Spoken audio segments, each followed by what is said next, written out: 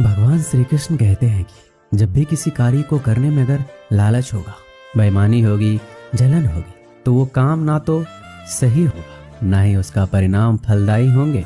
इसके अतिरिक्त जिस कार्य को हम पूरे मन से प्रेम पूर्वक करेंगे तो वो न सिर्फ हमारे लिए बल्कि समाज के लिए भी अच्छा होगा। जो व्यक्ति कामी प्रवृत्ति का होता हो, जिसके मन में लोभ होता हो, जो अत्यधिक क्रोधी स्वभाव का होता हो, उसके लिए नरक के द्वार सदैव खुले होते हैं। अर्थात ऐसे व्यक्ति को तो सिर्फ नरक में ही जगह मिलती है। श्री कृष्ण कहते हैं मनुष्य सब कुछ चाहता है पर सब कुछ उसे मिल नहीं सकता। आपको जो नहीं मिला उसके लिए पश्चाताप मत करो, जो आपसे अलग हो गया उसके लिए निराश मत हो। मैं सभी प्राणियों के हृदय में स्थित आत्मा हूँ। मैं सभी प्राणियों का आदि, मध्य और अंत भी हूँ। हर व्यक्ति श्री कृष्ण से जुड़ा है और श्री कृष्ण हर व्यक्ति से जुड़े हैं। वही हमारे आदि, मध्य और अंत हैं। ठंड या गर्मी, सुख या दर्द का अनुभव करें। ये अनुभव क्षण भंगुर है। वो आते हैं और चले जाते हैं। उन्हें धैर्यपूर्वक सहन करें। समय एक सा नहीं रहता। आज दुख है तो कल सुख भी आएंगे और सुख के बाद दुख भी आना स्वाभाविक है। आपको पूरे धैर्य और श्री कृष्ण पर विश्वास के साथ अपना जीवन निर्वाह करना चाहिए। सत्य कभी नष्ट नहीं हो सकता। अच्छा करने से नहीं डरना चाहिए। लोग अक्सर सच कहने से बचते हैं या डरते हैं, पर सत्य कभी छुप नहीं सकता, ना ही कभी मिट सकता है। कितना भी छुपा ले पर सच तो उजागर हो ही जाएगा। इसलिए जो बात सच पर आधारित हो उसे करने या कहने और मानने से कभी नहीं डरना चाहिए। जो हुआ अच्छा हुआ, जो होता है अच्छे के लिए होता है। कभी कभी विपरीत परिस्थितियां हमारी वर्तमान स्थिति को अच्छा करने के लिए आती। मन चंचल होता है, इधर उधर भागता है और किसी भी कार्य की एकाग्रता का दुश्मन है। लेकिन यदि वह व्यक्ति के वश में हो जाए तो इससे अच्छा कोई मित्र नहीं। मन को एकाग्र करना जरूरी है, बस थोड़े से प्रयास और अभ्यास की जरूरत है। श्री कृष्ण कहते हैं मेरे लिए ना कोई घृणित है, ना कोई प्रिय है, ना कोई निर्धन है, ना कोई धनी। बस जो भक्ति भाव के साथ मुझे याद करते हैं, मैं उनका हूँ और वो मेरे। भगवान तो बस प्रेम भक्ति के भूखे हैं।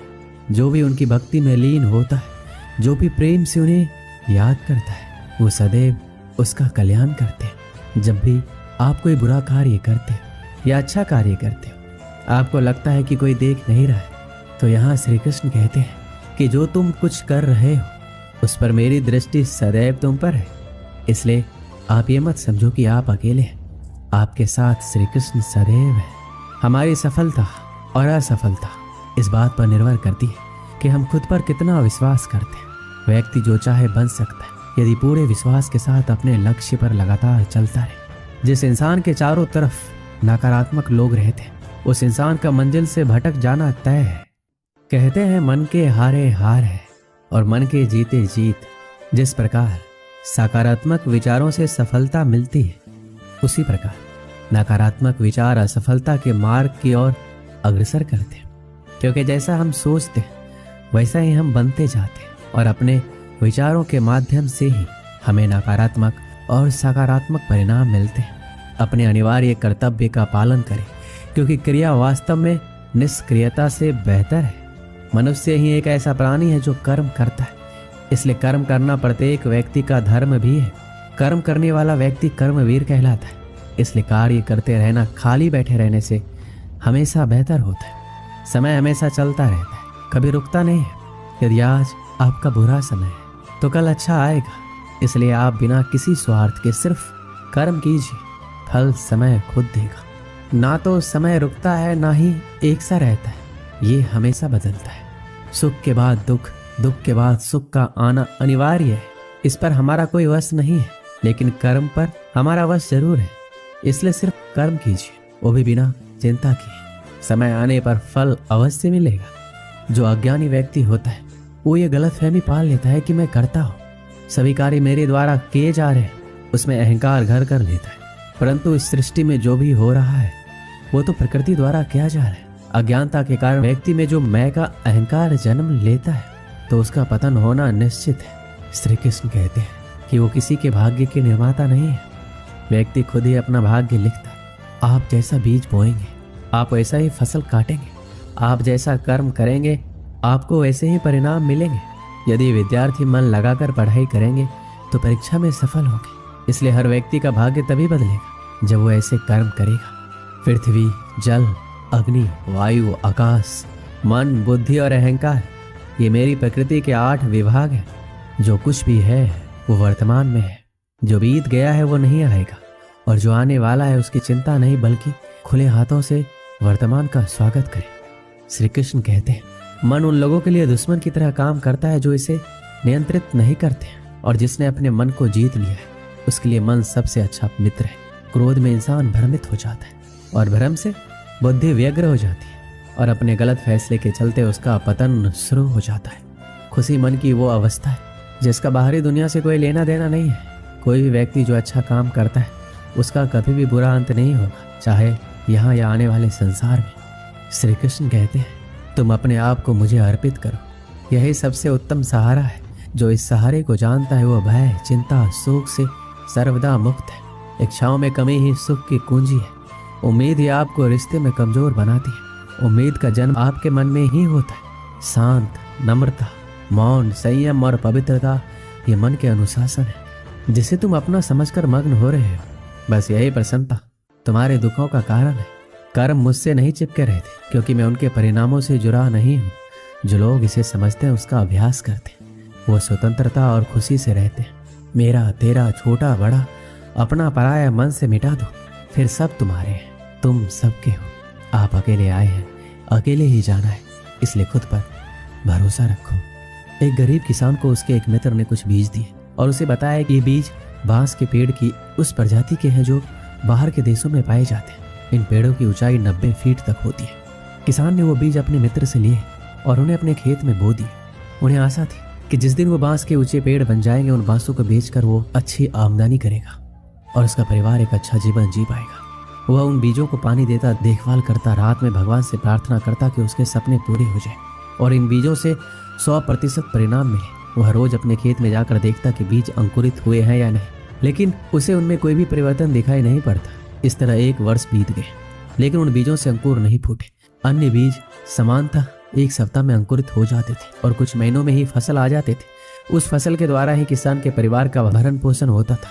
किसान सोचा करता कि इस तरह आज तो उसका गुजारा चल सकता है, लेकिन उसके सपने पूरे नहीं हो सकते, ना ही उसका भविष्य संवर सकता है। बांस के पेड़ों की बदौलत वह अपने सुनहरे भविष्य के सपने देखने लगा, लेकिन समय बीतने के बाद भी वो बीज अंकुरित नहीं हुए और किसान को अपने सपने और आशाएं टूटती हुई नजर आने लगी। उनके मन में शंका उत्पन्न होने लगा, कहीं वो बीज सड़ तो नहीं गए। 1 वर्ष और बीता, लेकिन बीज अंकुरित नहीं हुए। दूसरे किसान और उसके गांव वाले उसका मजाक उड़ाने लगे। वह उन बेकार की चीजों पर अपना समय और परिश्रम व्यर्थ गंवा रहा है। सबके ताने सुनकर किसान विचलित होने लगा। उसके मन में ये भय समाने लगा कि कहीं सचमुच वह अपना समय और परिश्रम ऐसे कार्य में तो नहीं लगा रहा जिससे उसे कोई प्रतिफल नहीं मिलने वाला। 1 साल और बीत गया, लेकिन बीज के अंकुरित होने के कोई चिन्ह दिखाई नहीं पड़े। लोगों ने किसान का मजाक उड़ाना जारी रखा, लेकिन किसान ने आंशिक भय के बाद भी अपने मन में छोटी सी आस बांध रखी थी, इसलिए उसने लोगों की बातों को दरकिनार कर उन बीज की देखभाल करना जारी रखा। ऋतुएं बीतती गई और किसान एक चमत्कार की उम्मीद में बीज को रोज पानी देता रहा, उसका देखभाल करता रहा। लेकिन 4 साल बीत जाने के बाद भी एक भी बीज अंकुरित नहीं हुए, जिससे किसान की उम्मीदें थोड़ी और कम हो गई। लेकिन फिर भी वह उन बीजों को पानी देता रहा। समय के साथ किसान की आशा कम होती चली जा रही थी, लेकिन भगवान पर उनका विश्वास अटल था। उनका विश्वास था कि भगवान उसके परिश्रम का फल उसे अवश्य देंगे। 5 वर्ष बीत जाने के बाद अचानक एक सुबह गांव के लोगों को उस किसान के चिल्लाने की आवाज़ सुनाई पड़ी। वो सभी अपने घर से बाहर निकले। उन्होंने देखा वो किसान अपने खेत के सामने खड़ा होकर खुशी से चिल्ला रहा है। पास जाकर देखने पर सभी गाँव वालों की आंखें फटी की फटी रह गई। किसान के खेत में बांस के बीज अंकुरित हो गए थे। किसान की खुशी का कोई सीमा नहीं था। 5 साल बाद उसकी मेहनत सफल हुई थी।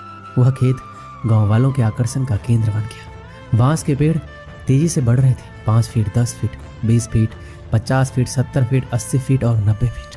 5 सालों से खाली पड़ा किसान का क्षेत्र मात्र 5 सप्ताह में 90 फीट बांस के पेड़ों से भर गया। इस चमत्कार को देखकर सभी दंग थे। उधर किसान खुशी से फूला नहीं समा रहा था। वो बांस के पेड़ न केवल उसके परिवार का बल्कि उसके कई पीढ़ियों का भरण पोषण करने वाले थे। वह रह रहकर भगवान का धन्यवाद कर रहा था। उसे समझ आ गया था कि जो उसे सीख मिली है वह अमूल्य है। अपने सपनों का बीज बोने और उसे यथार्थ में परिणित करने के लिए रोज उसका पोषण और देखभाल करने की सीख मिली थी। उसने लोगों की नकारात्मक बातों पर ध्यान न देने का पाठ भी पढ़ लिया था। उसे अपने भय और शंकाओं से परे हटकर अनवरत परिश्रम करने का महत्व समझ लिया था। साथ ही भगवान पर उसका विश्वास और अटल हो गया था। किसान ने पूरे गांव के सामने एक उदाहरण प्रस्तुत किया, जिसके बाद गांव के अन्य किसान भी अपने खेतों में बांस का पेड़ उगाने लगे और धैर्य से हर दिन उसकी देखभाल करने लगे। इस कहानी से हमें क्या सीख मिलती है? किसान ने तो अपने सपनों पर विश्वास बनाए रखा, आपका क्या? आप अपने सपनों को पूरा करने के लिए किस हद तक परिश्रम करने के लिए तैयार हैं? आप में कितना धैर्य है? अपने सपनों पर विश्वास रखिए, खुद पर विश्वास रखिए, धैर्य से परिश्रम करते रहिए, सफलता अवश्य प्राप्त होगी।